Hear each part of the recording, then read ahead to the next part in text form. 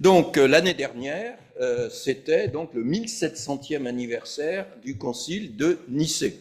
Alors 1700 ans, c'est quand même pas tous les ans qu'on fête un anniversaire où les centaines d'années se comptent à ce point-là. Et ça mérite, à mon avis, d'être connu en histoire déjà, dans la chrétienté, et aussi dans le monde protestant, même si à la fin de la conférence, je vous parlerai un petit peu de la manière dont, depuis la Réforme, on a parlé de Nicée et dont on essaye peut-être d'en parler aujourd'hui. Donc Nicée, pourquoi en parler ? Premièrement, dimension historique, je dirais, histoire des religions, pas besoin d'être croyant pour faire l'histoire des religions, c'est quand même la première cristallisation théologique, dogmatique, acceptée avec des nuances par tous les chrétiens. Donc c'est comme ce qu'on appelle la dimension œcuménique. Je rappelle, le premier sens du mot œcuménique en grec, ça veut dire oikoumaniege, c'est la terre habitée, autrement dit l'univers. C'est une dimension universelle de la foi chrétienne dans une formulation assez brève, on le verra tout à l'heure. Deuxièmement, il y a une dimension théologique. Et en particulier, le mot, à mon avis, le plus important du texte, ou l'un des mots les plus importants, c'est un petit mot en grec, tout estine, qui veut dire « c'est-à-dire ». Alors, c'est-à-dire, me direz-vous, ça n'a pas beaucoup de sens. Je pense que si, parce que ça légitime, c'est-à-dire qu'on précise sa pensée. On la met en cause, on la reformule. Et qu'est-ce que c'est que la théologie, finalement ? C'est la reformulation de la foi. Un ancien professeur disparu trop tôt, Raphaël Picon, a écrit un livre il y a un peu moins de 20 ans maintenant qui s'appelle « Tous théologiens ». Les théologiens, c'est pas que des super intellectuels. Tous les croyants, à leur manière, sont théologiens au sens où ils tiennent un discours sur Dieu. Et donc, le concile de Nicée est, je dirais, une manière de légitimer avec ce mot, c'est-à-dire de reformuler la foi. Et puis enfin, troisièmement, dimension œcuménique et ecclésiologique, alors œcuménique contemporaine et ecclésiologique, c'est-à-dire qu'est-ce que l'Église dans l'Antiquité, au XVIe siècle et aujourd'hui. Vous vous souvenez peut-être qu'en novembre, le pape est allé à Iznik, donc à Nicée, et il y a eu un certain nombre de cérémonies. Donc vous voyez, trois raisons, l'histoire du christianisme, une dimension théologique et puis une dimension œcuménique et ecclésiologique dans le sens de qu'est-ce que l'Église ? On va essayer d'y répondre. Vous voyez où il y a écrit Bithynie ? Vous voyez là à droite sur l'écran, et vous avez un lac, et à droite du lac, vous avez Nicée en petit. C'est là, et alors vous reconnaissez donc la mer de Marmara, pour rappeler aujourd'hui. Tout à fait à gauche, vous avez les Dardanelles, que tout le monde connaît en France à cause de la bataille de 1915. Et puis, vous avez donc la Propontide, comme on dit en Antiquité, ou la mer de Marmara. Et puis ensuite, le détroit qui permet le Bosphore, qui permet de sortir et d'aller dans la mer Noire, avec bien sûr Constantinople. Constantinople fondée par Constantin. Et Constantin, comme les empereurs, avant lui d'ailleurs, avait plusieurs palais dans la région. Tout à fait à droite, le long de l'écran, vous lisez peut-être Nicomédie. Vous voyez, il y avait un palais impérial là. Et puis, il y avait un palais aussi à Nicée. D'ailleurs, ce concile aurait dû se tenir à Ankara, pour prendre le nom moderne, à Ancyre, mais il y avait des problèmes de gestion de la logistique et de communication. Donc finalement, ça a été décidé là. Voilà. Alors, voilà le texte. Rassurez-vous, on ne va pas faire de grec, mais le texte, donc, qui est assez bref, du credo, comme on dit, ou du symbole de Nicée. J'ai mis sur fond bleu le tout estime, vous voyez, je vais vous mettre la traduction juste après, rassurez-vous.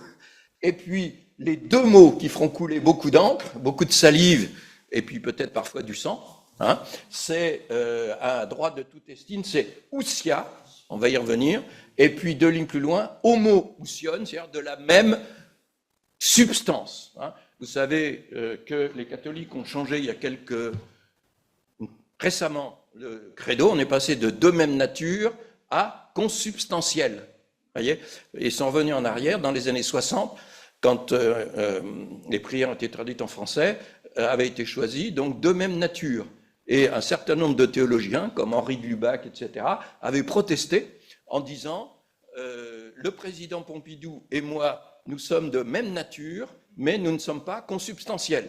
Voilà. Et il avait pris cette image-là. Hein, et c'est certes consubstantiel est un terme compliqué, bien évidemment, mais homoousios aussi. Dans l'Antiquité, il avait coulé, comme j'ai dit, beaucoup d'encre et beaucoup de salive.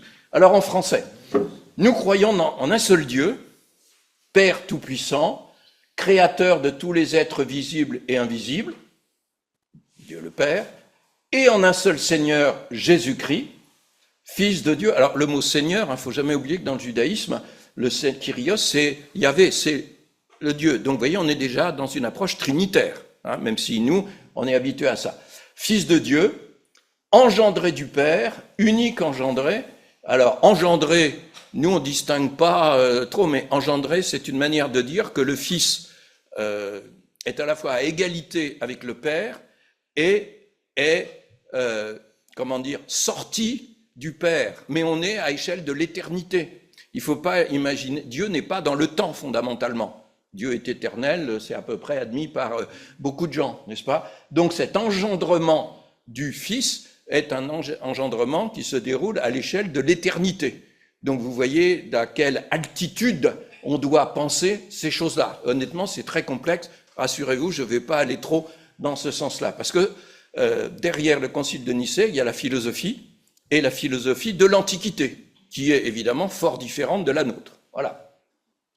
Alors, c'est-à-dire de la substance du Père, hein, Dieu de Dieu, ou Dieu né de Dieu, lumière née de la lumière, vrai Dieu né du vrai Dieu. Donc, engendré, on reprend, vous voyez, non fait ou non créé, il n'est pas la première créature. On va revenir là-dessus. Hein. Et puis ensuite, donc, consubstantiel au Père, par qui tout a été fait, ce qui est dans le ciel et ce qui est sur la terre, qui, à cause de nous les hommes et à cause de notre salut, on retrouve ça dans le credo de Constantinople, hein, de Nicée-Constantinople plus tard, et c'est incarné, alors évidemment extrêmement fort, hein, je ne sais pas si c'est toujours comme ça, mais il n'y a pas si longtemps que ça, en liturgie catholique, quand on récitait le credo, on s'incline au moment de il s'est incarné, hein, parce que c'est un des grands, entre guillemets, mystères du christianisme, s'est fait homme, a souffert et est ressuscité le troisième jour. Alors vous voyez, là, il n'y a pas, on ne parle pas de la crucifixion, par exemple, hein, ce sera des choses qui seront rajoutées après, et est ressuscité, est monté aux cieux, viendra les juger les vivants et les morts, et nous croyons en le Saint-Esprit. Point final. Saint-Esprit, vous voyez, on le mentionne quand même, parce que, bon, mais c'est pas développé. Et j'insiste beaucoup là-dessus, le credo de Nicée est un mini-credo. Et on voit très bien que pour Dieu le Père, vous avez une ligne et demie. Pour le Christ, vous en avez 1, 2, 3, 4, 5, 6, 7, presque 8. Vous voyez, donc on voit bien quel est le problème. Et puis pour le Saint-Esprit, eh bien, il y a 4 mots. Voilà, 4 ou 5 mots. Hein, donc on voit très bien, la grande question, c'est la nature du Christ, qu'on appelle savamment la Christologie. Et quand vous prenez le Nouveau Testament, on va y revenir tout à l'heure, la grande question, c'est qui est Jésus, hein, et le Christ lui-même le dira, qui dit-on que je suis? Voilà, et c'est cette question qui est au cœur du Concile de Nicée. Alors, le texte que je vous ai montré en grec et en français était accompagné ensuite de ce qu'on appelle les anathèmes. Hein, les anathèmes, c'est en gros les condamnations. Le mot anathème est un mot qui vient du grec et qui est utilisé encore en théologie. Par exemple, dans les années 80, il y a un livre qui est sorti, les anathèmes du XVIe siècle sont-ils encore valables dans les discussions entre protestants et catholiques? Vous savez qu'au XVIe siècle, parfois les mots d'oiseau et le sang volaient ou coulaient. Hein, et donc, un certain cardinal Ratzinger, à l'époque, pas tout seul, hein, a travaillé autour de ça. Ça a été une des étapes de 1999 avec la déclaration commune luthéro-catholique, qui a été signée depuis par des dizaines d'églises, sur la question de la justification, hein, par la foi. Voilà, avec le système, ce qu'on appelle le consensus différencié. On voit en quoi on est d'accord et en quoi on n'est pas d'accord. Voilà, qui est une démarche théologique quand même assez nouvelle. Alors, ceux qui disent « il était un temps » ou « il n'était pas », le « il », c'est le Christ. C'est-à-dire, c'est une manière de dire qu'il y en a qui disent à un moment, il a été créé par Dieu. C'est peut-être le premier créé, mais il a été créé. Et ces braves gens, on les appelle les Ariens, A-R-I, et surtout pas Y-E-N, à cause d'un monsieur, on va en parler après, qui s'appelait Arius. Et avant d'avoir été engendré, il n'était pas. Donc, vous voyez, hein, et en grec, c'est des formules très fortes. Et ceux qui disent qu'il est devenu à partir de ce qui n'existait pas, de ce qui n'était pas, ou d'une autre hypostase ou substance, je laisse le mot hypostase de côté. Hein. Hypostase, hypo, ça veut dire sous, et stase ou stasis, c'est la couche. Ça se disait dans l'Antiquité en géologie. Vous savez, quand vous faites un sondage dans le sol, eh ben, vous avez différentes couches. Et l'hypostase, c'est ce qui est le fondement, si vous voulez, ou la fondation de quelque chose. Ou ceux qui disent que le fil de Dieu est créé ou susceptible de changement ou d'altération, ça c'est un renvoi à la vieille idée d'Aristote. En gros, Dieu, il a un certain nombre de qualités, l'éternité, mais aussi l'immutabilité. Il ne peut pas changer.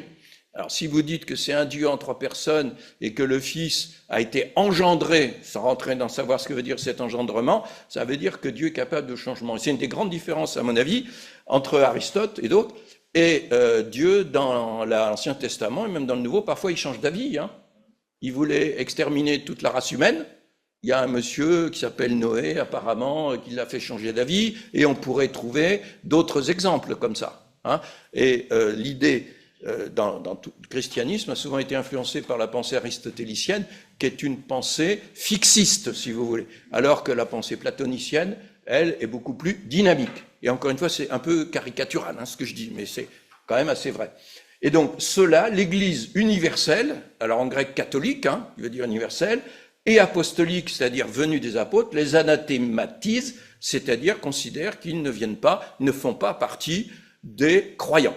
Voilà. Alors évidemment, c'est pas la première fois, mais c'est la première fois par rapport au Christ qu'un concile d'environ 250 évêques décide de clore un débat qui a commencé, je dirais, dès la venue du Christ sur la terre. Qui, dit-on, que je suis? Et le concile de Nicée ne va pas clore le débat, hein, c'est pour ça qu'il faudra le concile de Constantinople en 381, et entre 325 et 380, ça va beaucoup discuter, beaucoup varier, mais je vous fais grâce de tous ces aléas. Alors, oui, je vous mets ça pour vous reposer un petit peu. Vous voyez, Nicée, concile et tremblement, hein, allusion à un film que vous connaissez peut-être, n'est-ce pas? Et je trouvais que c'était un beau titre, parce que tremblement de terre, encore récemment, il y en a eu, hein, c'est une région très sismique, et puis tremblement au sens peut-être théologique. Alors, on va partir de loin. Entre 14 avant Jésus-Christ et 68 après Jésus-Christ, les empereurs romains constituent ce qu'on appelle la dynastie julio-claudienne. Ben, le premier, c'est Jules César, hein, Julio. Claudienne, il y en a un empereur qui s'appelait Claude. Hein, et donc, César, Auguste, Tibère, Caligula, Claude Néron. Hein, puis après, on s'arrête. On est en 68, donc après Jésus-Christ. Succède alors donc Jésus vivait vers 30, c'est-à-dire sous l'empereur Claude, probablement. Voilà. Hein. Et la dynastie flavienne, Vespasien, Titus et Domitien, 30 ans, ben, c'est eux qui ont construit le Colisée. Et le Titus, quand il n'était pas encore empereur, c'est lui qui va détruire le temple de Jérusalem en 70, à un moment de la révolte juive. 96-192, développement du christianisme dans le bassin méditerranéen. Je rappelle que Saint Paul, grosso modo, c'est 50-64 environ, hein, c'est la période de production des épîtres, sous l'empereur Claude et l'empereur Néron. Ensuite, pendant une centaine d'années, entre 96 et 192, qu'on appelle la paix romaine, hein, c'est la dynastie des Antonins, ou Antonines, avec une révolte principale, comme par hasard, dans la province juive de Palestine. Hein, c'est à l'époque, avant on ne parle pas de Palestine, c'est à partir donc des années 130, et qui se termine non seulement par la destruction du temple, mais la destruction de Jérusalem et l'interdiction pour les Juifs d'habiter à Jérusalem. Hein, voilà, même s'ils resteront. Et ensuite, donc, une autre dynastie, les Sévères, originaires de Libye actuelle. Hein, l'Empire romain est vaste, n'est-ce pas? Tous les empereurs romains, ne sont pas originaires de Rome, loin de là. Et puis après, un peu d'anarchie militaire pendant environ 50 ans, et là, ce sont une dynastie qu'on appelle illyrienne, en gros la Yougoslavie, la Croatie à peu près, qui prend le pouvoir avec un monsieur qui s'appelle Dioclétien, et qui, dans la ville de Split aujourd'hui, peut-être certains sont-ils allés la voir, il y a un palais, ou les ruines, ou les restes, un palais conséquent, et il se retire à un moment donné dans son palais, et il laisse la vie politique poursuivre son cours. Alors pourquoi je fais ce petit rappel? Pour vous montrer que la première dynastie julio-claudienne, elle a déjà eu affaire un peu avec les chrétiens. On a un historien latin qui nous raconte que dans les années 40-45, l'empereur Claude fait chasser les Juifs de Rome parce qu'ils s'engueulent entre eux à cause d'un certain Christos. Bon, donc ça c'est un point de repère. Hein. Ça veut dire qu'il y avait une présence chrétienne à Rome probablement dès les années 40-45. On sait que la communauté de Rome n'a pas été fondée par saint Paul, par exemple, puisqu'il écrit l'épître aux Romains, hein, et la communauté existe déjà. Alors, qui a fondé cette communauté? Il y a des tas de légendes, on ne rentrera pas. Et puis ensuite, deuxième étape, dans les années 150, donc sous les Antonins, le christianisme se développe, et il y a des théologiens particuliers qui s'appellent Justin. Alors, on dit Justin de Rome ou Justin de Naplouse, parce qu'il est originaire de la ville dont le nom actuel est Naplouse en Cisjordanie, et territoires occupés, et il a écrit donc des apologies qu'il a envoyées à la bureaucratie impériale, on est vers 145-150, pour leur expliquer ce que c'était que les chrétiens. C'est pas des juifs, et c'est des gens un peu inclassables, un peu bizarres. Les juifs avaient un statut, les chrétiens n'en avaient pas. Hein, par exemple, les juifs avaient le droit de ne pas sacrifier à l'empereur, mais ils priaient pour l'empereur, comme aujourd'hui, la synagogue, on prie pour la République, hein, depuis Napoléon, enfin pour la France, n'est-ce pas? Ça fait partie des traditions. Ensuite, sous les Sévères, il y a un développement du christianisme. Pour vous donner un exemple, le premier témoignage du christianisme en Gaule, ben, c'est pas très loin d'ici, c'est à Vienne et à Lyon, 177, hein, avec les fameux martyrs de Lyon-Vienne. On n'entre pas dans les détails. Voilà, ça prouve que si Saint-Potin et Irénée de Lyon, n'est-ce pas, on est vers 170-180, ben, à cette époque-là, il se passait des choses. Et s'ils sont venus à Lyon, c'était qu'avant, ils avaient dû passer par Marseille, enfin, eux ou d'autres, n'est-ce pas? On suit les voies de communication. Grande importance, c'est vers 250, je vais revenir après pour les persécutions, c'est le tournant, c'est dans les années 250 que le christianisme se développe beaucoup et devient un problème politique, hein, pour les empereurs. Alors, on voit pas très bien, excusez-moi, mais à la suite donc des comment ça s'appelle, des guerres civiles, va naître, à cause de Dioclétien, dont j'ai parlé tout à l'heure, un système de gouvernance qu'on appelle la tétrarchie. Ce système est intéressant parce qu'avant, on parle de dynastie. Le père, le fils ou le fils adoptif, enfin, vous voyez, on essaie de... Bon. Alors que la tétrarchie, c'est un système dans lequel l'aspect dynastique, filial, n'existe pas. Hein. C'est des gens qui se choisissent, si vous voulez. Et alors, on divise l'Empire romain en 4 parties. Alors, je ne vais pas vous lire tout le tableau, hein, vous voyez.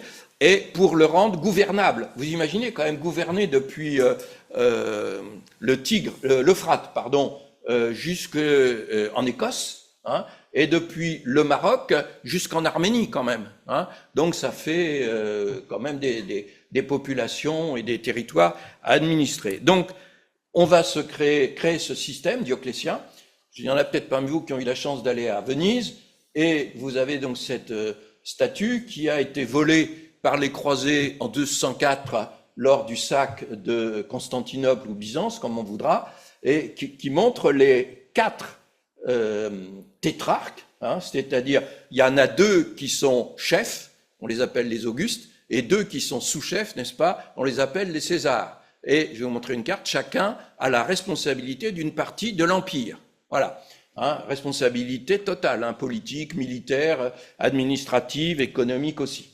Alors, ça s'est fait donc en 293, vous voyez, Dioclétien instaure la tétrarchie, est très important. Rome perd son statut concrètement politique de capitale de l'Empire.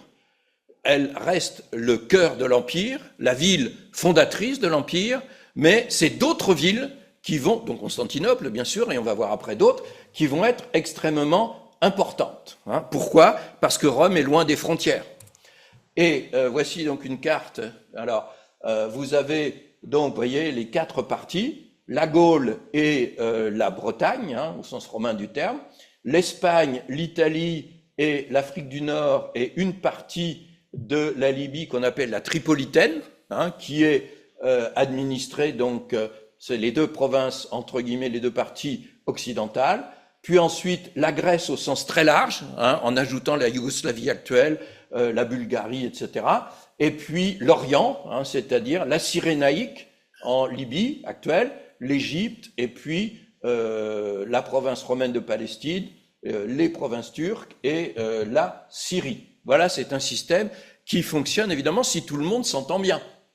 Et évidemment, quand il y en a 4 à gouverner, il y aura des fâcheries. Je ne vais pas rentrer dans les détails.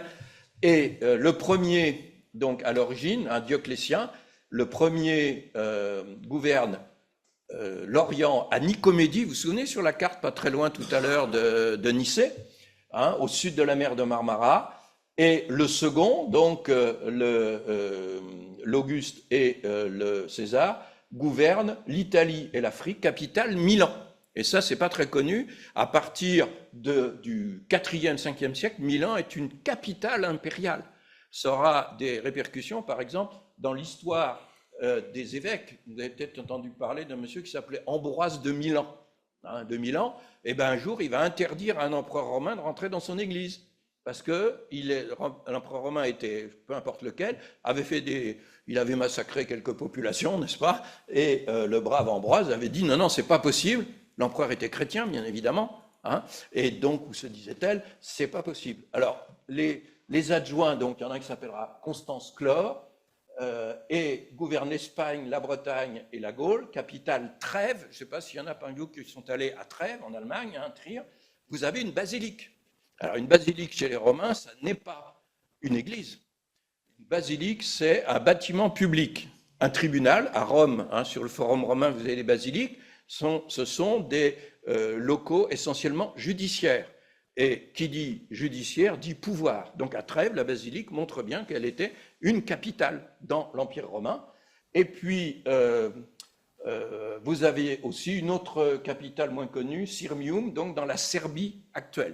Vous voyez, c'est un système quadripartite. Alors, comme on parle grec, on dit tétrarchie, n'est-ce pas? Voilà. Évidemment, il va y avoir des fâcheries. Je vous fais grâce de toutes les fâcheries. Et finalement, bon là, c'est encore une autre carte pour les différentes provinces. Et finalement, c'est un monsieur qui s'appelle Constantin qui va emporter le morceau, pour parler vulgairement. Vous voyez, une belle tête en bronze de Constantin, trouvée dans sa ville natale en Serbie actuelle, et portant le diadème perlé, n'est-ce pas, caractéristique des portraits impériaux après 325, Nicée. Voilà. Et on voit des changements dans la statuaire. Si vous êtes allé à Rome, vous avez peut-être vu sur le Capitole les ruines, les restes d'une statue monumentale. On voit donc le biceps, vous voyez, la tête est différent. Le Louvre a rendu il y a quelques années un index, un doigt, qui était dans les caves du Louvre, n'est-ce pas? Et ça a été identifié comme faisant partie de cette statue. Alors une reproduction, c'est une statue absolument gigantesque, vous voyez. Alors il tient le bâton de justice, et c'est pas qu'il croyait que la Terre était ronde, même si certains le pensaient. C'est que la sphère parfaite, c'est le symbole du pouvoir parfait, du pouvoir absolu. Alors ensuite, selon la tradition, en 313, la veille de la bataille du pont Milvius, Constantin aurait eu une vision, et cette vision lui promettait la victoire.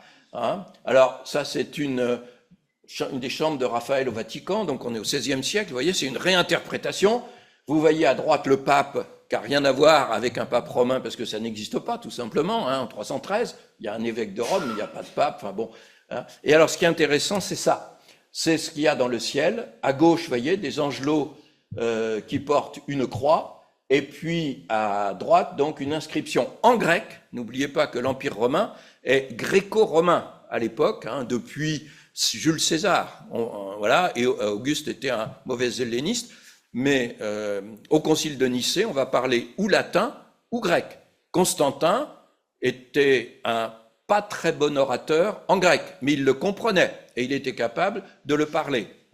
Voici tout le trajet de la conquête de l'Empire ou la reconquête de l'Empire romain par Constantin. Donc 312, vous voyez, il parle de Trèves, c'était sa capitale. Il va en Italie, vous voyez, il va jusqu'à Rome, c'est la bataille du pont Milvius, donc on est en 312-313 à Rome, et il va après, le long du Danube, jusqu'à Constantinople, et ça nous amène dans les années 324. Donc l'année d'avant Nicée, l'Empire est réunifié pour la première fois depuis les années 280.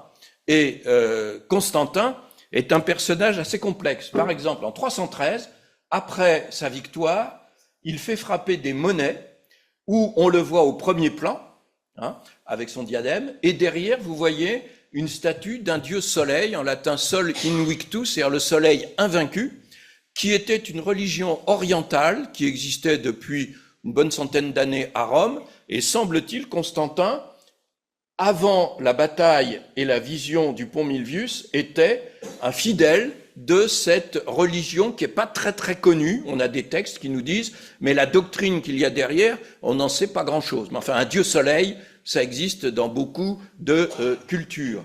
Et ce qui est intéressant aussi, c'est que Constantin est devenu chrétien à une date totalement inconnue. C'est un vaste débat chez les historiens. 313, lorsqu'il prend la bataille de Rome avec l'histoire du pont Milvius et du songe, c'est vraiment un tournant. Voilà. Mais à ce moment-là, est-ce qu'il se serait dit chrétien? La pièce laisse penser, la monnaie, que probablement pas. Et ce qui est important, c'est qu'en 324, donc il a réunifié l'Empire. Les chrétiens sont importants, les païens, pour employer un mot que j'aime pas trop, aussi. Et lui, ce qu'il veut, c'est la paix dans son royaume, dans son empire. Et pour ça, évidemment, il veut que la paix soit aussi religieuse. Et donc, il va, dans 324 et début 325, convoquer le synode, comme on dit en grec, ou le concile, comme on dit en latin, c'est le même mot. Alors, vous savez qu'en Église catholique, on distingue synode et concile, puisqu'il peut y avoir des synodes diocésains, il y en a eu il n'y a pas si longtemps. À Rome, vous avez des synodes, mais ça n'est pas la convocation de tous les évêques du monde ou de leurs représentants, comme le Concile de Vatican II ou de Vatican I, etc. Mais étymologiquement, c'est le même mot. Constantin a eu à régler les conflits entre chrétiens, et avant même de 324, dans les années 310, il y a eu des conflits entre chrétiens en Afrique du Nord, en Tunisie actuelle. Je rappelle que les régions comme la Syrie, comme l'Égypte, comme la Tunisie étaient les régions les plus christianisées. La Turquie, une partie de la Turquie aussi actuelle. Et que les premiers écrits chrétiens que nous avons en latin ne viennent pas de Rome, où la communauté était de langue grecque, mais viennent de Tunisie. Après la conquête de la Tunisie par les Romains et la destruction de Carthage en 146, 46 avant Jésus-Christ, Jules César refonde la ville et ça devient une ville totalement romaine, linguistiquement. Et la langue punique, comme on dit, disparaît. Et les premiers écrits chrétiens en latin que nous ayons ne viennent pas d'Italie, ils viennent de Tunisie. Voilà. Et alors, le christianisme se développe. Vous savez, je ne vais pas faire l'histoire du christianisme, mais il faut bien distinguer deux choses.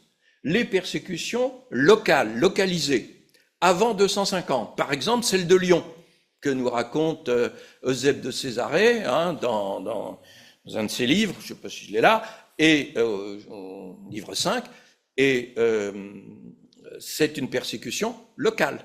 On a des tas comme ça de récits de persécution locale.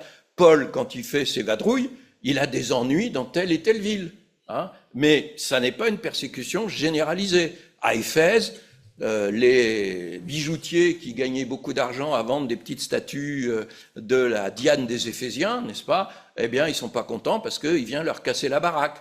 Donc, voilà, on a beaucoup de persécutions locales. Néron, par exemple, fameux incendie de Rome, hein, eh bien, a donné lieu à des persécutions contre les chrétiens. Certains disent que c'est là que Saint Pierre et Saint Paul auraient été exécutés. C'est faux, c'est avant, hein, mais ça reste local, sous Domitien, sous Trajan, etc. Voyez. Et le grand tournant, c'est 250, où un monsieur qui s'appelle Dès devient empereur et publie un édit de persécution dans tout l'Empire romain. Ce qui prouve bien qu'en 250, le christianisme, les chrétiens deviennent un problème politique, parce qu'ils sont nombreux.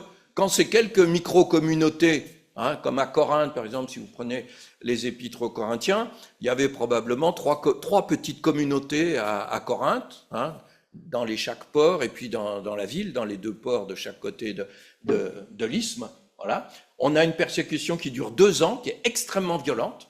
Hein. Autre persécution d'un empereur qui s'appelle Valérien, vous voyez, hein, ça dure là 7 ans. Puis ensuite Aurélien, 270-75.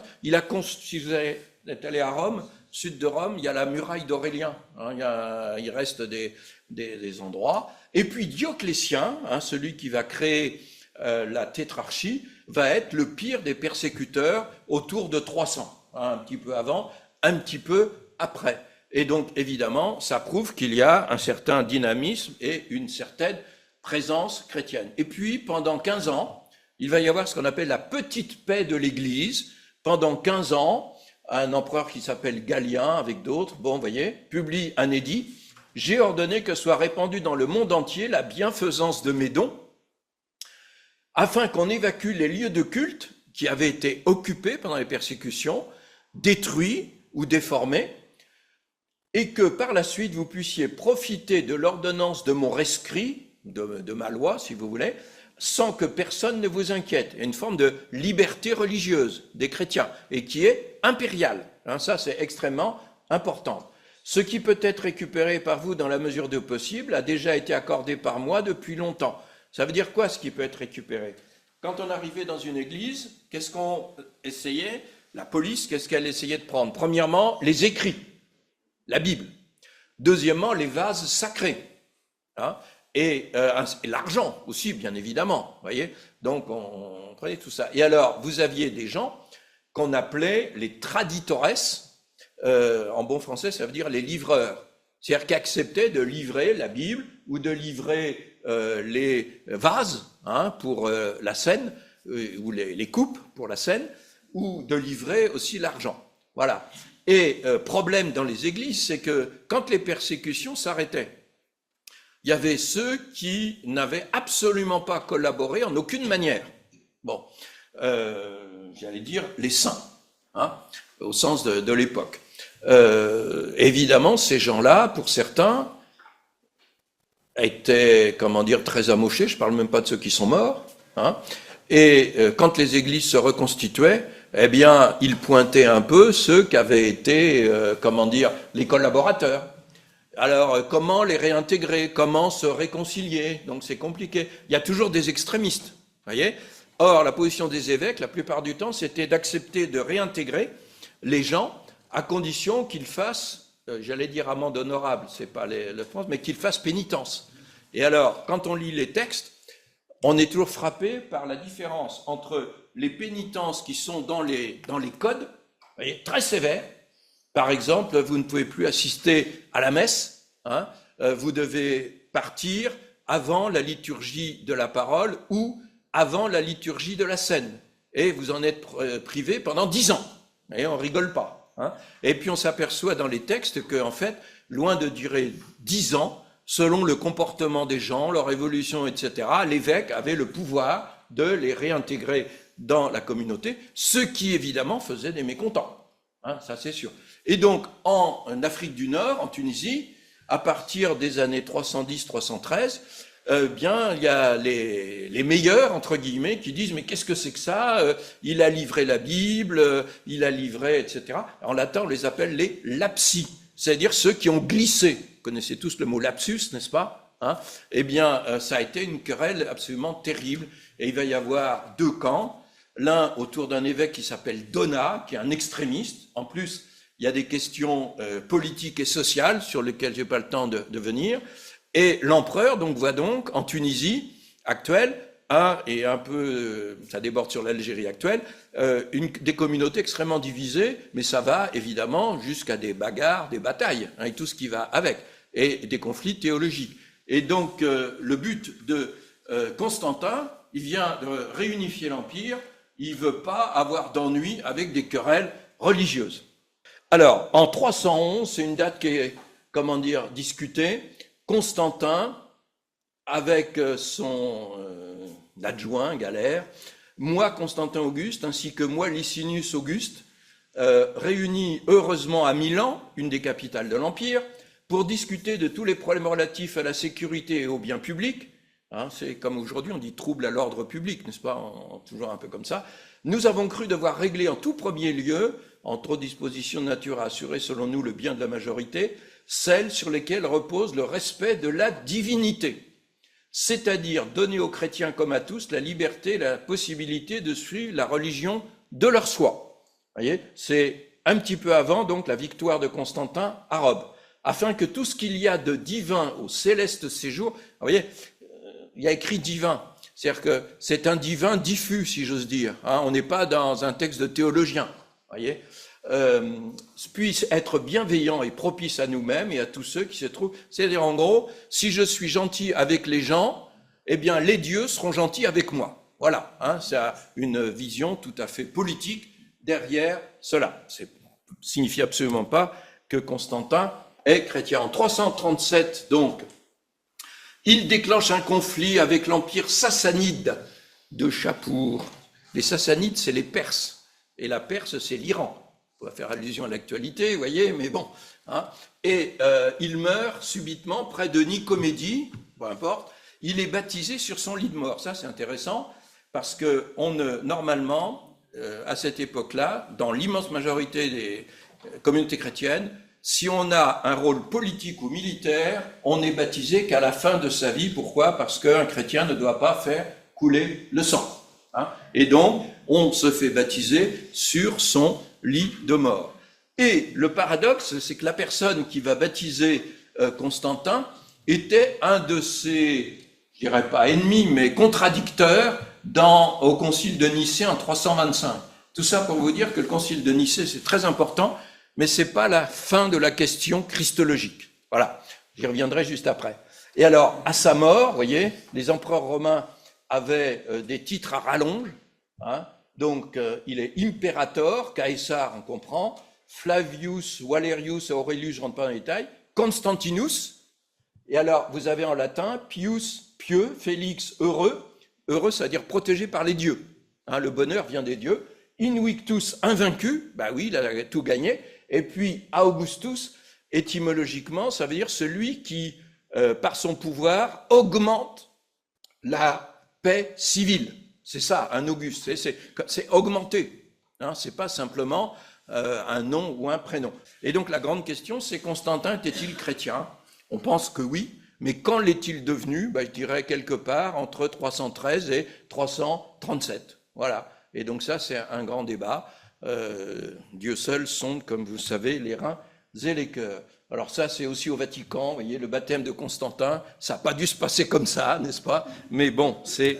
alors ça, je laisse de côté. Là, oui, à sa mort, vous voyez, l'empire de Constantin, donc en 337, vous voyez, la Bretagne, hein, de l'Antiquité, le Rhin et le Danube forment l'essentiel de la frontière, et puis vous avez des royaumes associés, et celui qui est tout en haut, rose, là, entre la mer Caspienne et la mer Noire, c'est l'Arménie. Je rappelle que les Arméniens, en 303, si ma mémoire est bonne, grâce à un monsieur qui s'appelait Saint Grégoire l'Illuminateur, n'est-ce pas, converti, hein, il était sur le point d'être trucidé par le roi d'Arménie, et il prêche, et finalement, le roi d'Arménie se convertit. Voilà, et c'est le premier royaume, hein, qui devient officiellement chrétien. Pour les Arméniens, c'est quelque chose qui compte.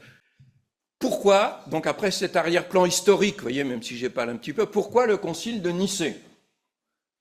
Ça l'a pris un matin, comme ça, eh bien, pour combattre l'hérésie arienne. Alors on va revenir, là on va être un peu plus théologique. C'est quoi l'hérésie arienne? D'abord, le mot hérésie, c'est un mot que vous connaissez. On l'utilise parfois dans la presse, hein, l'opinion de monsieur X ou de madame Y, c'est une hérésie, etc. Alors, en grec, donc, le mot qui a donné en français hérésie a d'abord un sens neutre. C'est un groupe qui a fait des choix philosophiques, politiques, théologiques. C'est une école philosophique, par exemple. Platon fonde l'Académie, hein, qui va donner son nom à beaucoup de choses après, n'est-ce pas? C'est un quartier d'Athènes. Aristote, lui, fonde le lycée sur un mont. Hein, lycée, c'est le mont des loups. Hein, et les pharisiens, les sadducéens, dans le Nouveau Testament, les Esséniens sont appelés par l'historien Flavius Joseph, hein, qui écrit dans les années 70-80, ils sont appelés des aireseis, n'est-ce pas? C'est pas des hérésies, c'est des partis, si vous voulez, des groupes. Hein. C'est un mot assez neutre. Et il commence à avoir un sens négatif, par exemple, chez saint Paul. Dans la première aux Corinthiens, chapitre 11, je vous lis, hein, « Car premièrement, j'apprends que lorsque vous vous réunissez en assemblée, il y a des divisions parmi vous.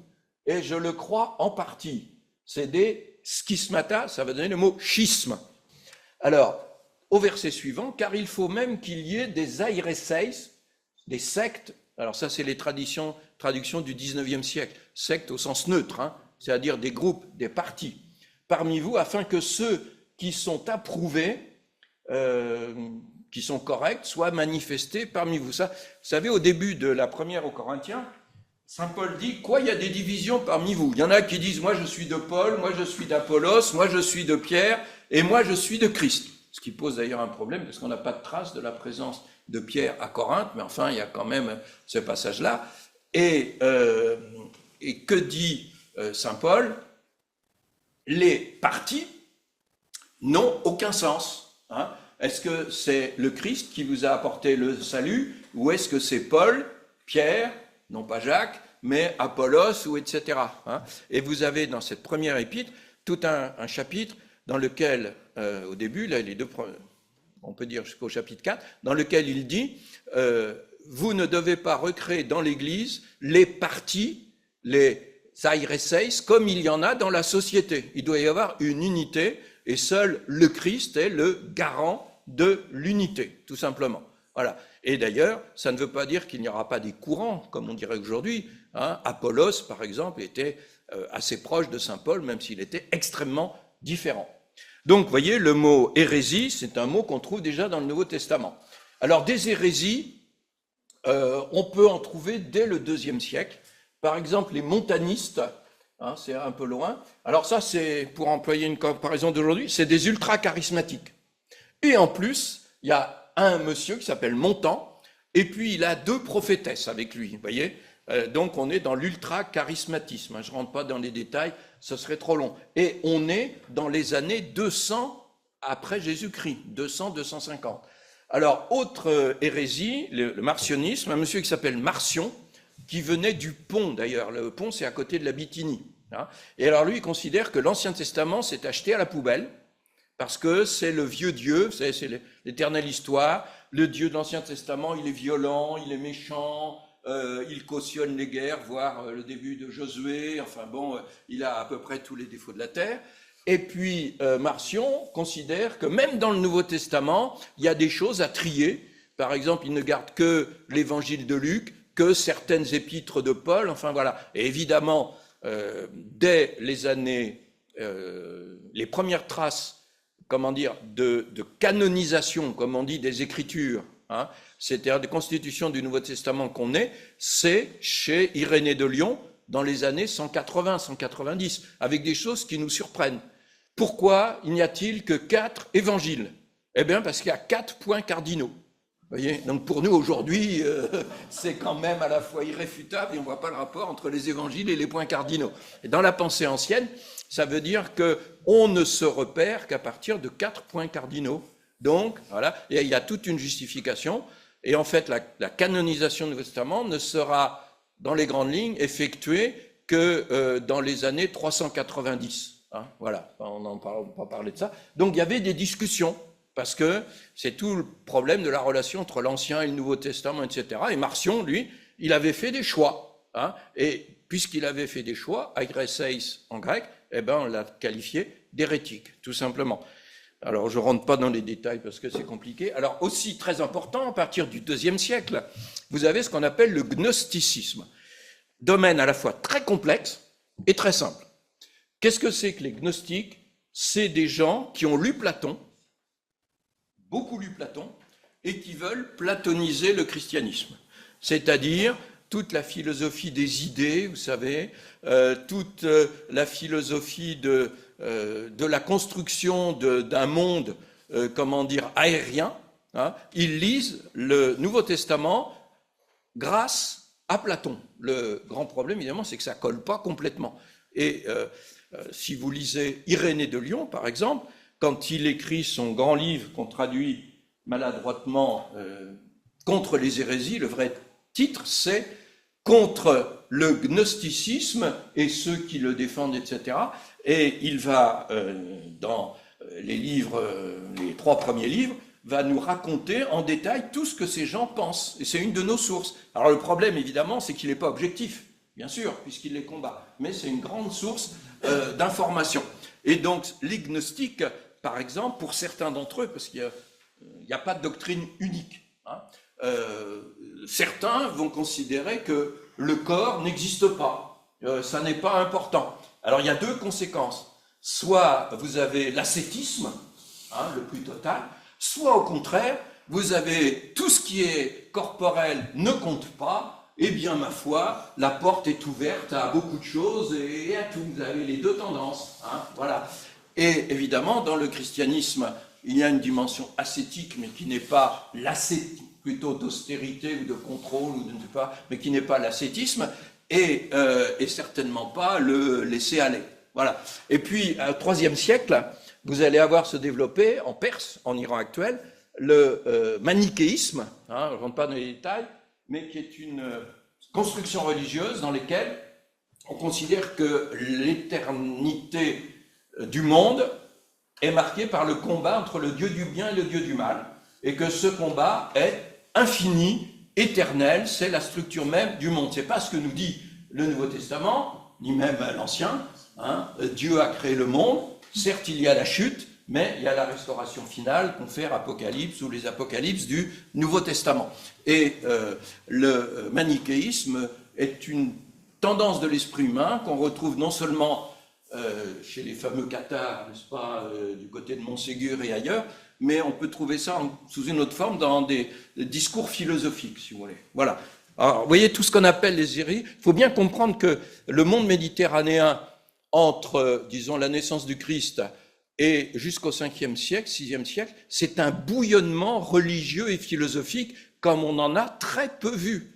Et il faut bien trier le bon grain, et l'ivraie, tout simplement. Alors, ça peut nous paraître choquant, mais on ne peut pas mettre l'Ancien Testament à la poubelle, si vous voulez. Mais en même temps, comment s'en servir? C'est des vraies questions. Alors, 2 autres hérésies. Le donatisme, j'ai parlé tout à l'heure, n'est-ce pas? Donat, évêque en Tunisie, hein, c'est lui le parti des purs. Vous voyez, nous, on est les vrais, on a résisté. Vous voyez, un peu comme en France, n'est-ce pas, l'été 44, vous voyez, les résistants, les vrais, y compris les résistants du 7 juin 44, vous voyez, hein, qui veulent régler leurs comptes à ceux qui ont fauté, entre guillemets, hein, et puis avec tous les problèmes donc que ça va poser. Et on arrive à notre sujet, il y a un monsieur qui s'appelle Arius, dans les années 300, à la louche, c'est un prêtre originaire de Libye, qui est prêtre à Alexandrie, dans une des plus belles paroisses, celle qui donne sur le port. Et donc, il est très très populaire et il va élaborer une nouvelle christologie, comme dit pas encore, une nouvelle manière de considérer le Christ. Hein. Pour lui, le Père et le Fils ne sont pas sur le même plan. Le Fils est une créature issue du Père. Le Fils ne serait pas Dieu. Ne serait pas Dieu, donc refus de la Trinité. En posant cette distinction, l'arianisme remet en cause toute la conception du salut apportée par le Christ et Dieu et homme et propose évidemment une autre conception. J'ai pris ça dans un petit livret hein, qui nous parle des différentes hérésies au cours des siècles. Hein. Eh bien, on a tendance à croire qu'il y a le Christ, les évangiles, les apôtres, on va créer l'orthodoxie et puis après il y aura les hérétiques. Eh bien, c'est exactement le contraire. Et c'est un théologien allemand qui s'appelle Walter Bauer, n'est-ce pas, qui, en 1934, écrit un livre en allemand, alors qu'il n'a été connu en France qu'après la guerre, et dans lequel il dit, il faut bien comprendre, l'hérésie est antérieure à l'orthodoxie, pour résumer son livre. Et qu'en fait, les hérétiques ont aidé les chrétiens à préciser leur doctrine, à préciser qui est le Christ. Alors évidemment, à la limite, on mettrait presque une médaille d'honneur aux hérétiques, hein, mais c'est tout à fait vrai. Question centrale, qui est Jésus? Alors pour certains, ce sera un homme adopté, c'est ce qu'on appelle l'adoptianisme, n'est-ce pas? Il y a encore des théologiens aujourd'hui, alors c'est pas le dogme catholique, hein, mais qui considèrent que Jésus est un homme qui a été adopté, par exemple, lors de son baptême. Déjà, c'était dit dans l'Antiquité, celui-ci est mon fils bien-aimé, hein, et puis la colombe, hein, eh bien tout ça, ce sont les signes de l'adoption. Donc Jésus est un homme, comme vous et moi, qui a été adopté. Pour d'autres, ce sera un ange. Pour d'autres, ce sera un être d'apparence, c'est-à-dire que Jésus avait un corps qui était une illusion, mais il n'avait pas un véritable corps. Et que, par exemple, il n'a pas pu être crucifié, puisque son corps n'était pas un vrai corps. On va retrouver ça dans différents groupes, et c'est ce qu'on a plus ou moins dans l'islam. Hein. Dans le Coran, Mahomet a été extrêmement influencé par un certain nombre de courants dits hérétiques, entre guillemets, qui existaient. Il y avait beaucoup de chrétiens hein, avant les années 650, si vous voulez, en Arabie. Hein. Je ne sais pas si vous êtes au courant, mais alors en Arabie Saoudite, c'est impossible de fouiller. Mais dans les pays du Golfe, dont on parle beaucoup, vous voyez, Qatar, Bahreïn, etc., on a trouvé depuis 20 ou 30 ans des dizaines d'églises hein, ou de monastères, si vous voulez. Et on ne comprend pas le Coran si on ne comprend pas l'origine de la manière dont Mahomet parle du Christ, par exemple, ou de Marie, hein, qui ne sont pas les écrits canoniques, n'est-ce pas? Ce sont des écrits dits apocryphes. Par exemple, le docétisme, n'est-ce pas? Jésus était docet en latin, ça veut dire il apparaît, il semble. Hein, et c'est un prophète aussi, mais ça n'est qu'un prophète, comme Jean-Baptiste finalement. Hein, et à Nicée, on va dire, et ce qui était déjà évidemment affirmé par d'autres avant, il est à la fois pleinement homme, il est né de la Vierge Marie, hein, c'est clair. Certes, il n'est pas né de Joseph ou d'un père. Alors évidemment, déjà dans l'Antiquité, il y avait des débats. Alors, Matthieu 16, Jésus étant arrivé dans le territoire de Césarée de Philippe, hein, aujourd'hui c'est en Syrie, demanda à ses disciples, « Qui dit-on que je suis, moi, le Fils de l'homme ?» Alors vous voyez, j'ai pris la version de Matthieu parce qu'il donne la réponse. Hein. Seulement le Fils de l'homme, qu'est-ce que ça veut dire exactement?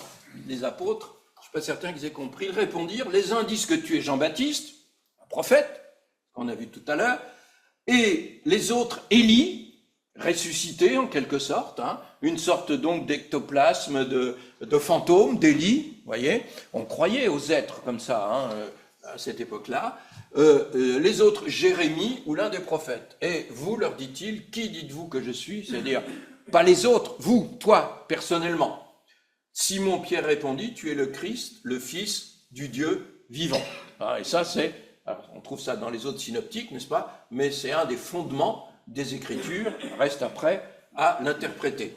Jésus, reprenant la parole, lui dit, tu es heureux Simon, fils de Jonas, car ce ne sont pas la chair et le sang qui t'ont révélé cela, mais c'est mon Père qui est dans les cieux. Et puis si vous lisez, Pierre après se fait rabrouer, arrière Satan, loin de moi, n'est-ce pas? Il y a les deux aspects, il ne faut jamais les séparer. Hein, voilà. Donc vous voyez, une des questions fondamentales, c'est les disciples suivent Jésus.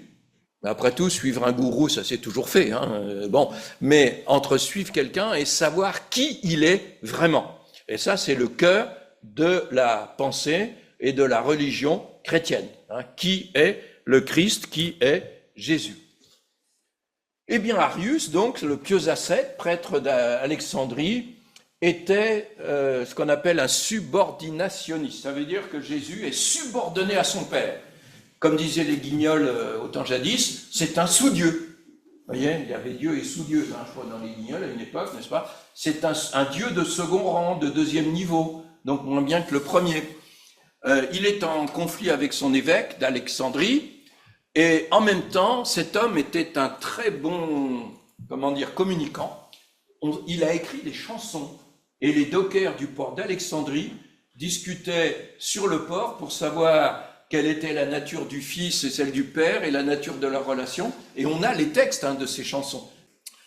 C'était un homme qui savait communiquer, mais vraiment.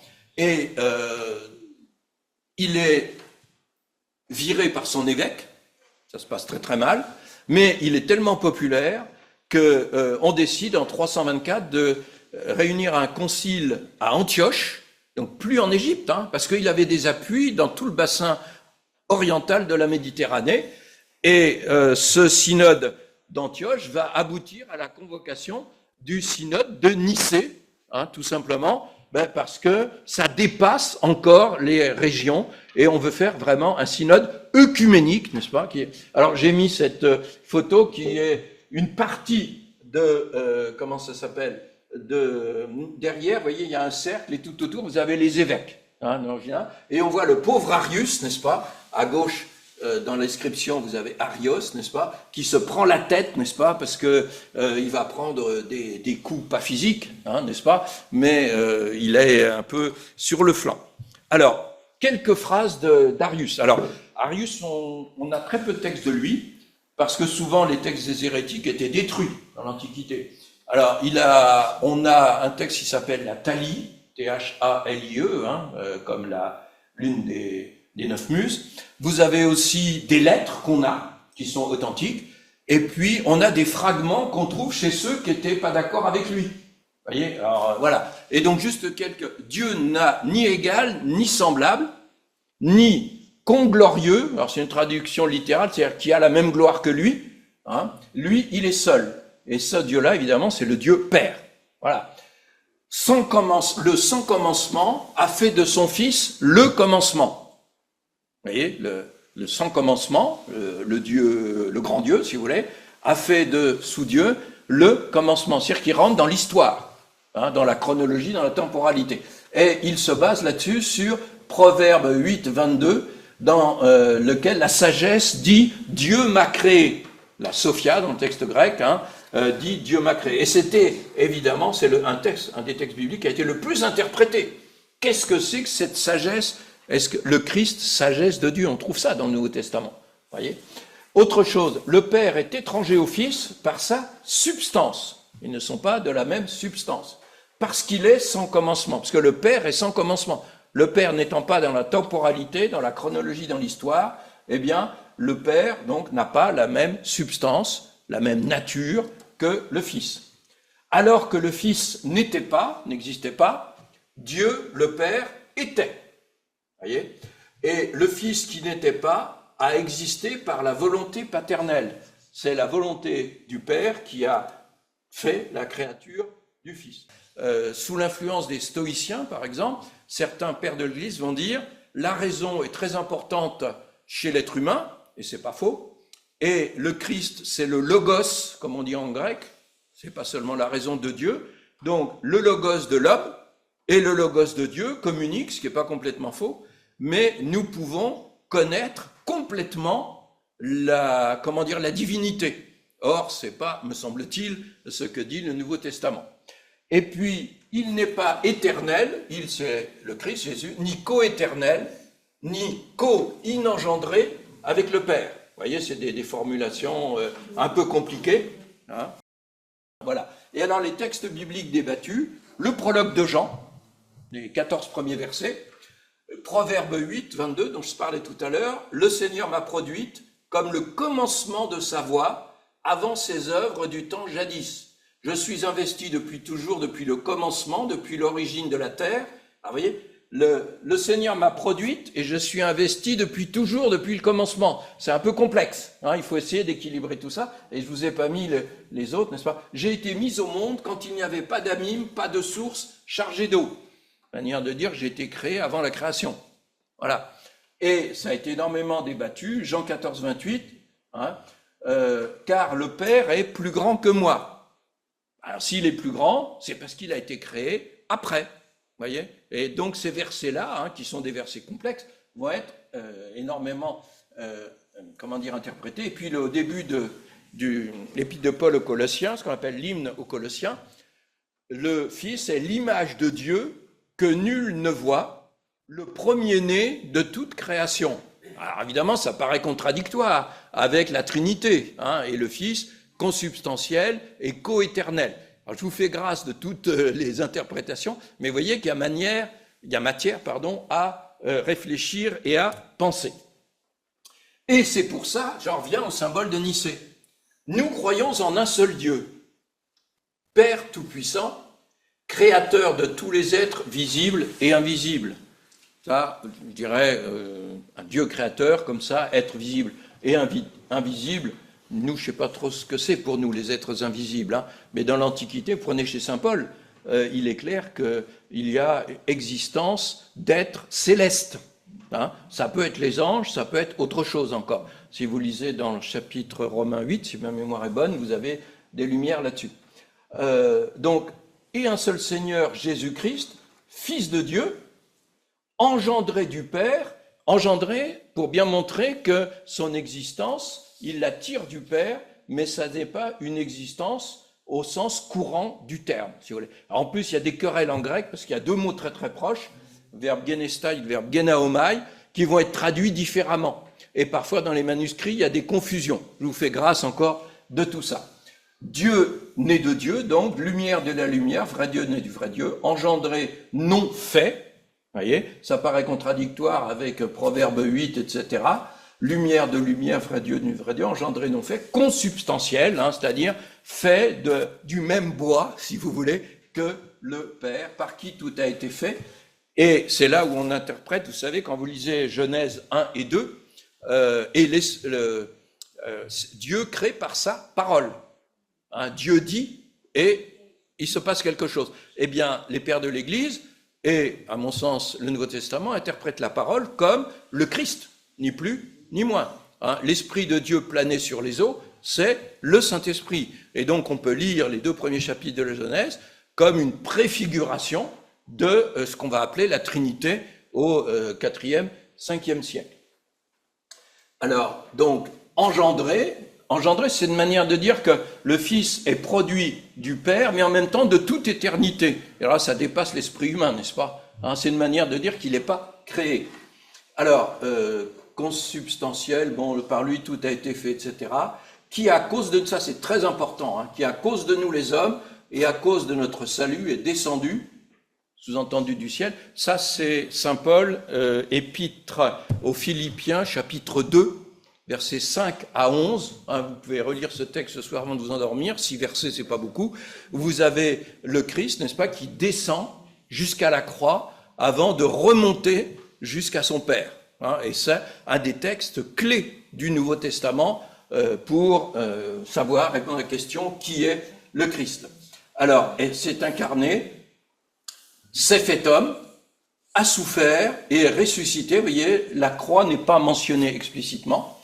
Le 3e jour est monté aux cieux, viendra juger les vivants et les morts. Je ne reviens pas sur les anathèmes, etc.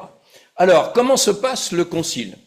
Première question, première remarque plutôt. Il y avait un pape dont vous connaissez tous le nom à l'époque. Vous le connaissez tous parce qu'on le fête le 31 décembre.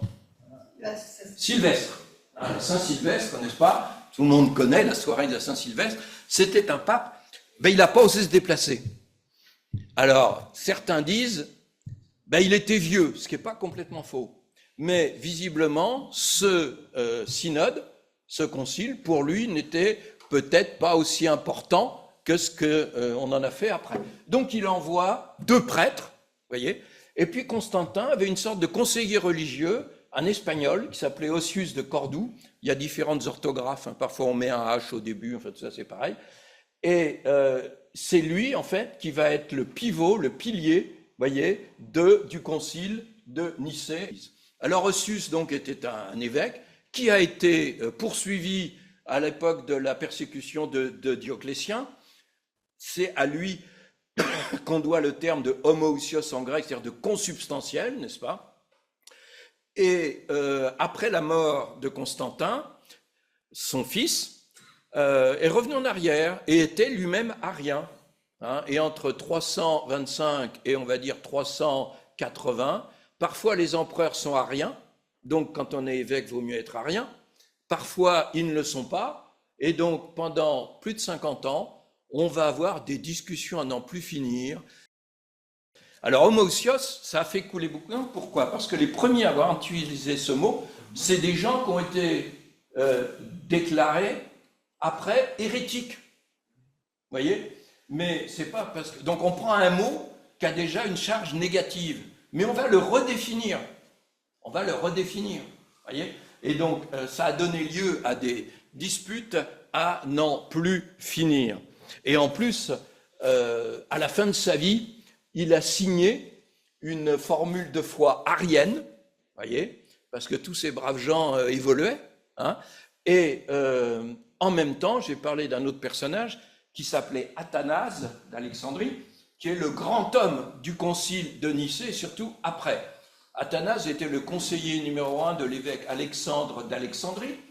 Alexandre meurt et c'est Athanase qui va être le grand défenseur de la foi nicéenne, hein, c'est-à-dire du credo. Sans Athanase, nous ne dirions plus le credo de Nicée-Constantinople.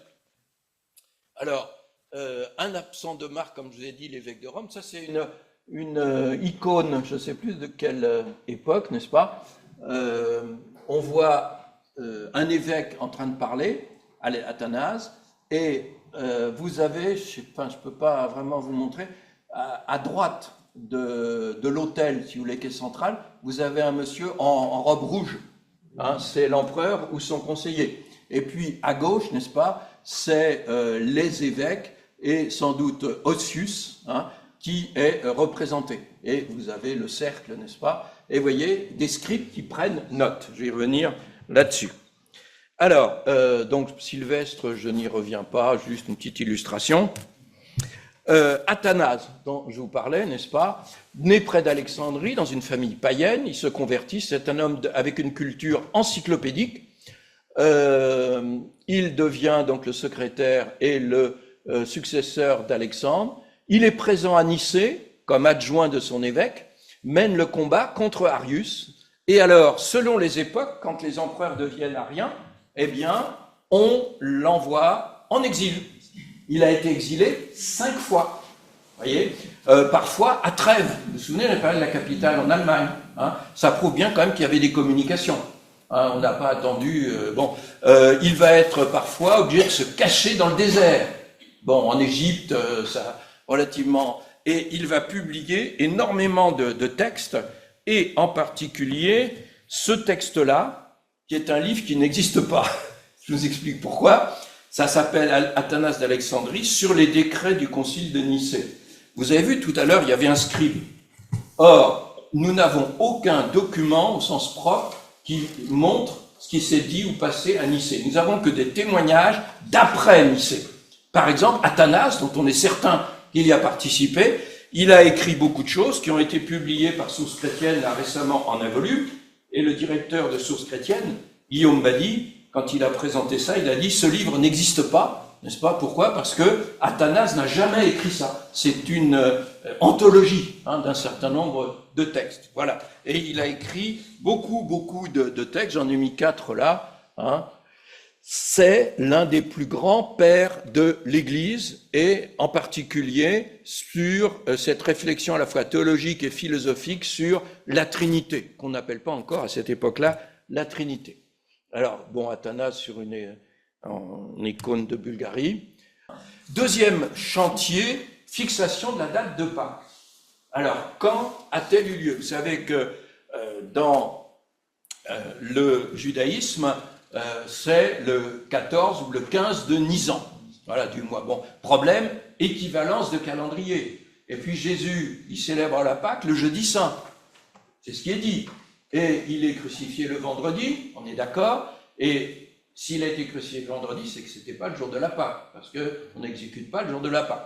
Alors il va y avoir des combats homériques, il y a toujours d'ailleurs, entre chrétiens pour savoir quand fêter la date de Pâques. Et le premier, la première trace qu'on en est, c'est Irénée de Lyon, hein, on est vers 180, et il y a un pape, c'était très débattu, il y a un pape, n'est-ce pas, Victor, si ma mémoire est bonne, il y a une date qui est en Orient et une autre en Occident. Donc il veut, ce pape, qu'il n'y ait qu'une seule date dans toute la chrétienté. Et alors, Irénée dit, oui, mais enfin, on peut peut-être laisser des coutumes locales, enfin, vous voyez, il est beaucoup moins dogmatique que le pape, là, et il va réussir quand même à presque unifier la date de Pâques. Et je vais vous montrer comment c'est fait.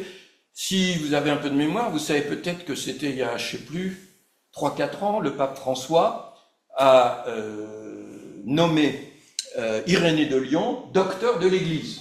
Vous voyez, au bout de 18 siècles, c'est bien de s'en apercevoir.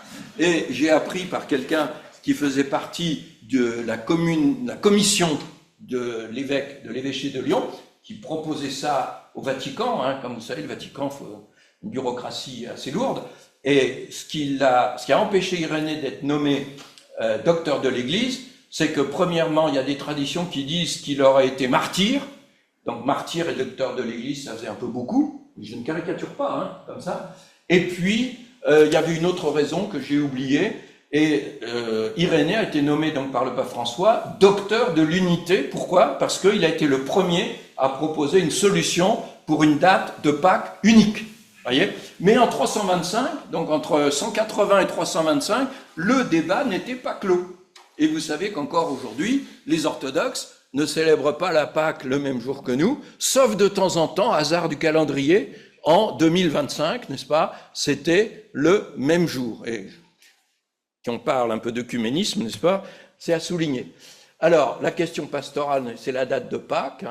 La règle, toujours en vigueur, Pâques est célébrée le dimanche qui suit le 14e jour de la lune qui atteint cet âge, 14 jours, donc le 21 mars ou immédiatement après, soit le 22 mars ou le 25 avril, cette fête mobile. Tout simplement parce que c'est un calendrier lunaire, et un peu comme en islam, vous savez, pour les dates du ramadan, d'autres fêtes d'ailleurs, donc il faut essayer d'accorder tout ça. Je vous remets le symbole de Nicée, mais bon, on ne va pas y revenir. Et puis, je vous ai dit les différentes tendances. Alors, vous voyez, entre 325 et 380, les Ariens, on les appelle les anoméens, parce qu'ils considèrent que le Père est différent du Fils. Voyez, et on les appelle les eunomiens aussi, parce qu'il y a un monsieur qui s'appelait Eunome, qui était partisan de cette théorie. Et puis vous aviez les gens qui étaient un petit peu ariens, mais pas trop, enfin vous voyez, ça dépendait du pied droit ou gauche sur lequel il s'appuyait le matin pour se lever. Vous avez un parti dit des modérés, vous voyez, c'est-à-dire non, ils sont pas différents, mais ils sont semblables. Mais semblable, ça ne veut pas dire égal ou de même nature. Vous voyez, enfin bon, on joue sur les... C'est presque une question de dosage d'alcool dans le vin, vous voyez, j'allais dire, quelque chose comme ça. Et puis, je laisse de côté les sabéliens. Et donc, tout ça, ça va dissiper et discuter l'Église pendant 60 ans. Au XVIe siècle, au moment des réformes, eh bien, on va parler encore du Concile de Nicée. Confession d'Augsbourg, 1530, donc, qui est présentée à l'empereur Charles Quint, rédigée par Mélenchon, qui est le bras droit d'un certain Luther. Et qu'est-ce qu'il écrit? Nos églises enseignent en parfaite unanimité, la doctrine proclamée par le Concile de Nicée. Ben oui, déjà on les considérait comme des hérétiques. Alors, il était très important pour les réformateurs de s'affirmer comme héritiers des pères. Eh bien, il faut bien comprendre que Luther et Calvin sont abreuvés à la source des pères, en particulier Augustin pour Luther et Jean Chrysostome pour Calvin. Voilà.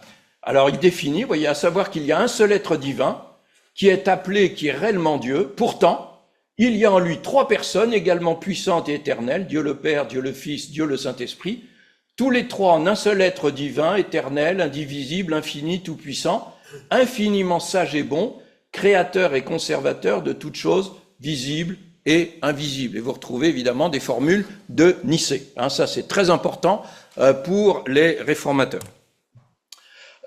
Article 1, toujours de la Confession d'Augsbourg, n'est-ce pas? Par le terme de personne, nous ne désignons pas une partie ni une qualité inhérente à un être, mais ce qui subsiste par lui-même.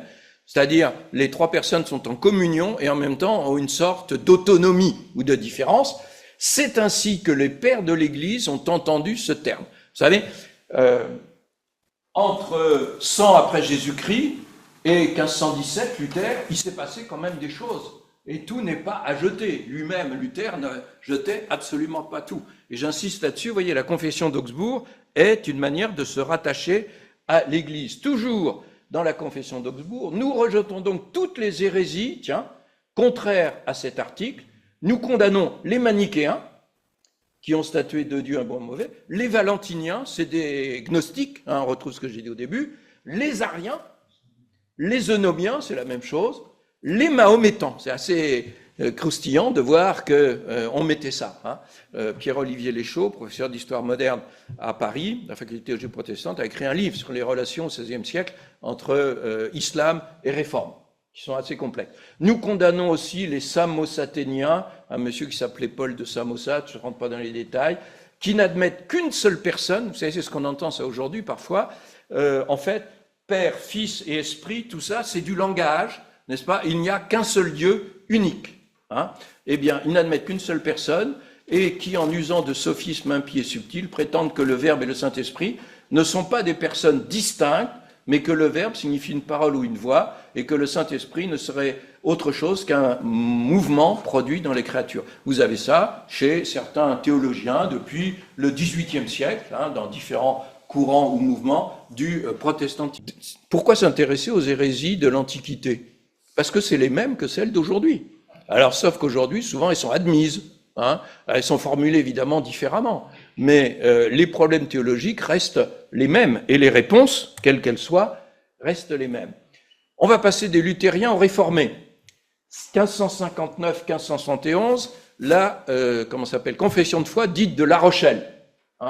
Eh bien, la Trinité, point 6, cette écriture sainte nous enseigne qu'en la seule et simple essence divine que nous avons confessée, nous croyons en Dieu, il y a trois personnes, Père, Fils et Saint-Esprit. Le Père, cause première, vous voyez, langage philosophique, ça. On ne trouve pas ça dans le Nouveau Testament. Principe et origine de toute chose. Ça peut se prouver par l'Écriture. Le Fils, sa parole et sa sagesse éternelle. Sa parole, c'est le Logos. Sagesse éternelle, c'est Proverbe 8, 22, dont j'ai parlé tout à l'heure. Voyez. Et puis ensuite, le Saint-Esprit, sa force, sa puissance et son efficacité. On n'en parle pratiquement pas, comme vous l'avez vu, au Concile de Nicée. Le Fils est éternellement gendre du Père. Le Saint-Esprit procède éternellement du Père et du Fils. Alors là, c'est encore un autre débat théologique, ce qu'on appelle le filioque, qui avait vu une grande séparation avec les orthodoxes. Aujourd'hui, tous les théologiens catholiques connaissent la solution. Il ne faut pas dire que le Saint-Esprit procède du Père et du Fils, il faut dire du Père par le Fils, et les orthodoxes le signent. Vous voyez, parfois, il suffit de pas grand-chose pour faire des schismes. Alors, les trois personnes de la Trinité ne sont pas confondues mais distinctes. Elles ne sont pourtant pas séparées, qu'elles possèdent une essence, c'est le mot essence, ousia en grec, une éternité, une puissance identique et sont égales en gloire et en majesté. Nous acceptons donc sur ce point les conclusions des conciles anciens et nous repoussons toutes les sectes et hérésies qui ont été rejetées par les saints docteurs, comme Hilaire de Poitiers, je ne sais pas si vous connaissez, moins connu que d'autres, un Gaulois. À Poitiers, il y a encore une église qui s'appelle Saint-Hilaire. Et Ambroise de Milan, donc Athanas d'Alexandrie, Ambroise de Milan dont j'ai parlé, et Cyril d'Alexandrie, c'est plutôt au 5e siècle. 1938, on se rapproche. Création de l'Église réformée, 5 groupes d'églises protestantes décident de fusionner. Église réformée de France, Église réformée évangélique, une grande partie des méthodistes, une grande partie d'églises dites réformées évangéliques, etc. Et on fait une déclaration de foi. Dans la communion de foi de l'Église universelle, l'Église, donc, elle affirme la perpétuité de la foi chrétienne à travers ses expressions successives dans le symbole des apôtres, qu'on lit encore à la messe ou au culte, les symboles œcuméniques, c'est-à-dire Nicée-Constantinople. On se revendique, et les confessions de foi de la Réforme, notamment la confession de La Rochelle. On est en 1938, vous voyez. Et puis, plus récemment encore, 2012, comme vous savez, date de naissance de l'Église protestante unie de France, vous lisez « L'Église protestante unie de France s'inscrit dans la famille des églises de la Réforme ». Bon, jusqu'ici, ça va. avec la concorde de Leuenberg, texte de 1993, 94, j'ai un doute, 93, les églises protestantes d'Europe font une sorte de base commune. Hein. Autour de Leuenberg, c'est le nom de la ville où ça a été signé. Elle reçoit leur témoignage commun tel qu'il a été exprimé dans la confession d'Augsbourg et les autres livres symboliques luthériens, je laisse de côté, comme dans la confession de foi de La Rochelle. C'est-à-dire qu'en 2012, comme en 1938, l'Église protestante unie de France, puis avant l'Église réformée, se revendique donc de Nicée de manière Calvin, par exemple, je reviens un peu en arrière, institution de la religion chrétienne, livre 1, chapitre 13, paragraphe 5, dit, j'aime beaucoup ça, je l'ai, ces termes, vous savez, homoousios, même nature, dissemblable, etc., je les verrais volontiers disparaître si seulement tous les hommes avaient cette certitude, que le Père et le Fils et l'Esprit sont un seul Dieu, et toutefois que le Fils n'est pas le Père et que l'Esprit n'est pas le Fils, mais qu'ils sont distincts par ce qui est propre à chacun. Voilà du condensé, voyez. Pour le reste, je ne m'acharnerai pas à susciter de grands combats pour de simples mots. C'est-à-dire pour Calvin, c'est pas un point fondamental, si vous voulez, de la lutte théologique de son temps. Parce que, évidemment, dans la polémique catholique, on essayait sans cesse, qui a toujours été fait, de rattacher les courants protestants réformés aux hérésies de l'Antiquité, en disant vous êtes comme un tel, etc. Et puis alors, pour terminer sur Nicée, vous avez aussi des canons. Alors, rien à voir, évidemment, avec ces jardins en de mort. Canon, c'est les décisions. Alors, je ne vais pas rentrer, parce qu'il est tard et ce serait trop long. Je vous donne juste quelques-uns de ceux qui sont devenus eunuques de leur plein gré ou qui l'ont subi de force. Ben oui, dans les persécutions, parfois, eh bien, il y avait des tortures et des pratiques que vous devinez. Or, en christianisme, on ne peut être prêtre que si on est un être mâle complet. Donc, si vous avez été châtré en tant que prêtre, est-ce que vous pouvez continuer ou pas? Bon, c'est des débats qu'il a fallu répondre. Alors, certains l'ont subi de leur propre gré. On trouve ça déjà des tendances plus qu'ascétiques, n'est-ce pas? De ceux qui entrent dans la cléricature aussitôt après le baptême. On baptise quelqu'un, est-ce qu'il peut tout de suite devenir prêtre? Bon, vaste débat. Cela dit, dans l'Antiquité, quelqu'un comme Ambroise de Milan, quand il devient évêque, il n'est pas baptisé. Voyez, des femmes qui cohabitent avec les clercs. On ne vous explique pas, n'est-ce pas? Grand débat.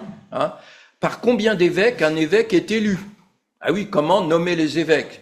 Des excommuniés qu'il ne faut pas que d'autres reçoivent et des synodes à réunir 2 fois par an. Mieux que chez les protestants, 2 fois par an. Voyez.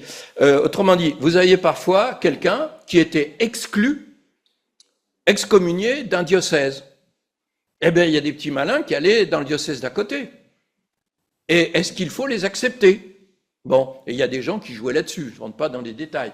De la primauté revenant à certains sièges et de ce qu'il ne faut pas nommer un évêque sans l'avis du métropolitain. Ben, vous savez qu'à Lyon, il y a un archevêque, souvent cardinal, et puis il y a les évêques du dessous. Donc tout ça, ça posait des problèmes.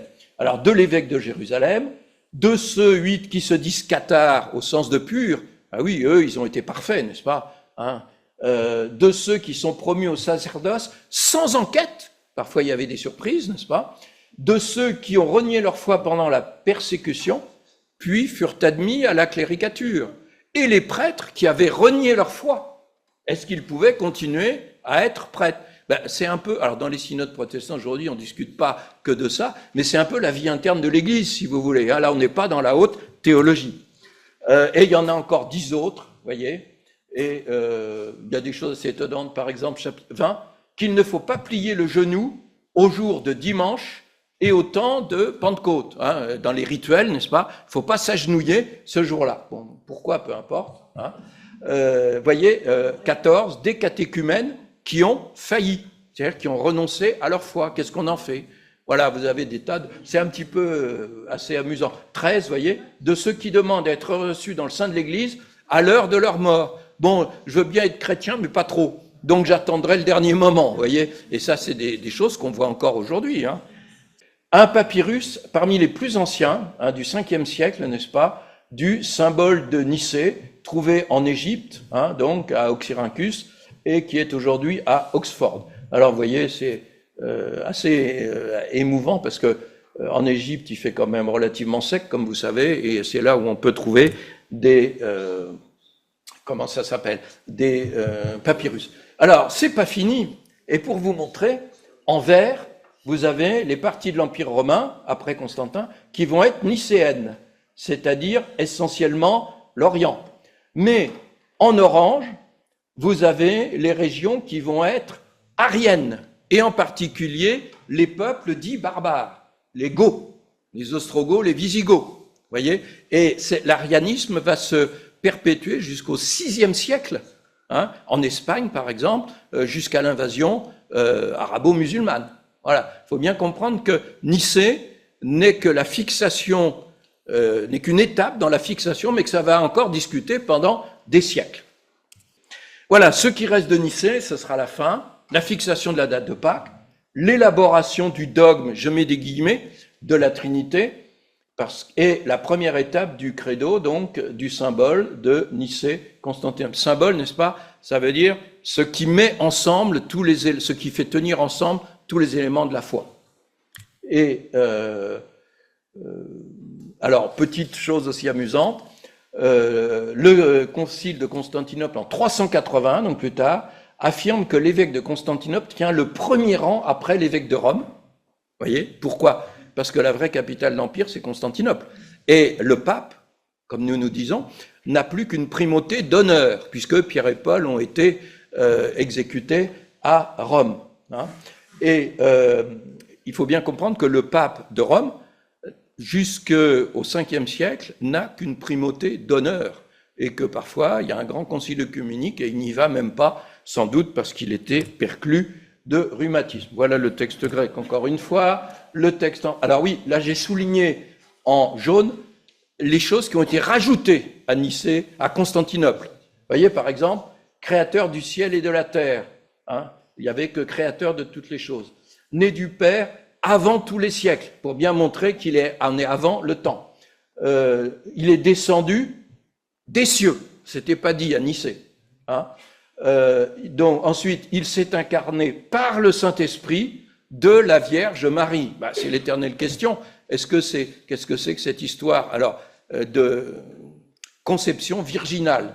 Voyez, pour employer un terme plus rigoureux, c'est pas l'Immaculée Conception catholique, c'est encore autre chose, théologiquement.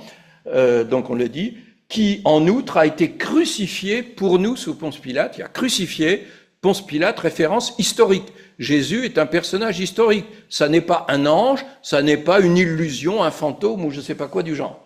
Ensuite, donc, il est monté aux cieux, il est assis à la droite de Dieu le Père, d'où il viendra avec gloire, etc., dont le règne du Christ n'aura pas de fin. Et puis, vous voyez, le Saint-Esprit, c'est largement développé, Seigneur et vivifiant, qui procède du Père. À Constantinople, il n'y a pas et du Fils, ça viendra plus tard, d'où il viendra avec gloire, doit être adoré et glorifié avec le Père et le Fils. Alors ça, c'est vraiment contre les ariens, parce que tout à l'heure, vous vous souvenez, il y avait le terme horrible, conglorifié. Eh bien, glorifié avec, là c'est dit exactement positivement, qui a parlé par les saints prophètes, et l'Église, une sainte catholique et apostolique, catholique au sens universel, nous confessons un seul baptême pour la rémission des péchés. Vaste débat. Est-ce qu'on se baptise une seule fois? Ou, si on a failli, est-ce qu'on doit être rebaptisé?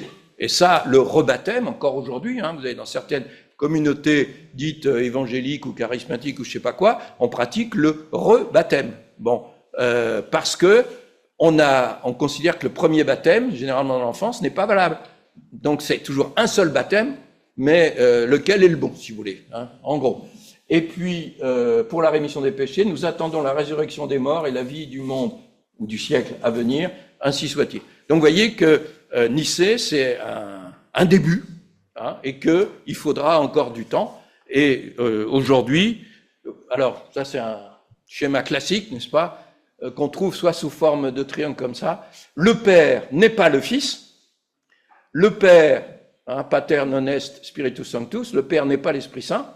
L'Esprit Saint n'est pas le Fils, mais ils sont tous au centre Dieu. Voilà, c'est un schéma qu'on trouve souvent dans les livres, dès le Moyen-Âge, qu'on trouve dans les livres de théologie, pour essayer de résumer, si vous voulez, les relations entre le Père et le Fils. Le Saint-Esprit, ça viendra un peu à Constantinople, et puis encore plus après à Chalcédoine. Donc voilà.